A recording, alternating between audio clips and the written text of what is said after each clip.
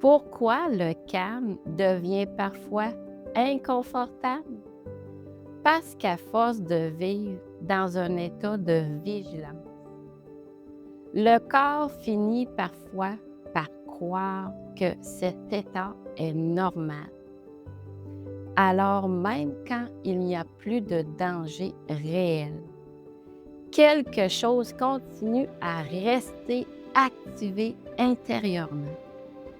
Comme si ton corps restait toujours un peu en attente, un peu tendu, un peu en surveillance.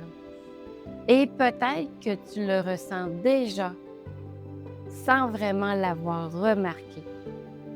Tu prends ton téléphone sans raison précise. Tu cherches quelque chose à faire, à regarder, à manger. Comme si le silence devenait rapidement inconfortable. Alors ton corps cherche de la stimulation, du bruit, du mouvement, quelque chose pour éviter de rester complètement dans le calme.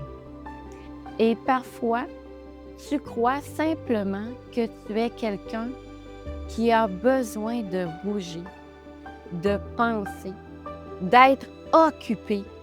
Mais si ton corps avait simplement oublié comment relâcher réellement, parce qu'un corps habitué à la vigilance ne retourne pas automatiquement au calme, même quand tout semble correct à l'extérieur, comme si l'agitation intérieure continuait de fonctionner, même dans les moments de calme.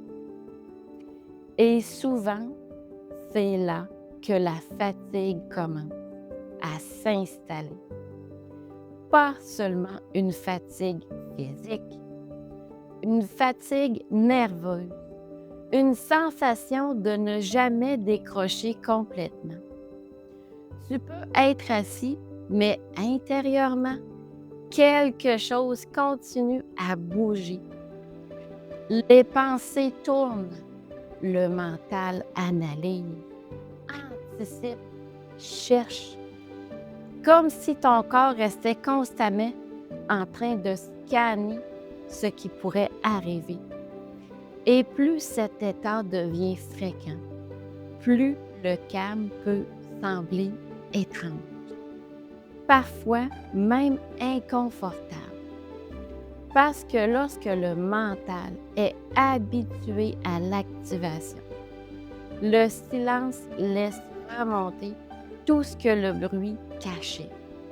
Alors, dès qu'il y a un peu plus de calme, quelque chose cherche rapidement à remplir l'espace. Le téléphone, la nourriture, les pensées, les distractions. Comme si rester immobile quelques instants devenait très difficile intérieurement.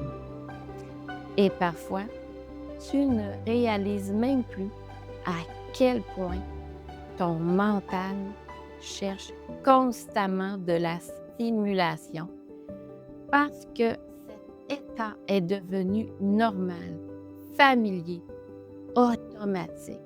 Alors le corps reste activé, même dans les moments où il pourrait relâcher. Et c'est souvent là que l'épuisement commence. Parce que un corps qui ne décroche jamais réellement continue de dépenser de l'énergie en permanence, même dans le calme, même dans le silence, même quand il n'y a rien à régler immédiatement. Et peut-être que le plus difficile, c'est que beaucoup de gens croient qu'ils se reposent alors que leur cerveau reste activé intérieurement. Comme un système d'alarme qui ne se désactive jamais complètement. Et peut-être que le vrai problème, ce n'est pas seulement le stress, mais le fait que le corps n'arrive plus réellement à sortir du mode protection.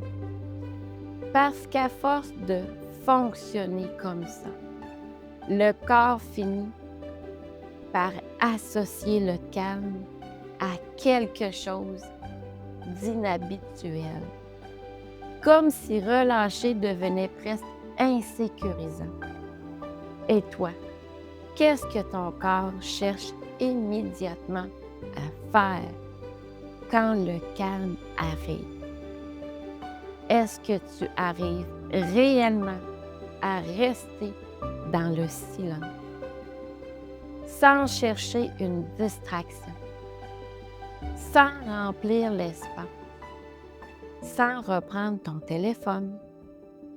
Parce que parfois, ce n'est pas le calme qui est inconfortable, c'est tout ce que le calme te permet enfin de ressentir.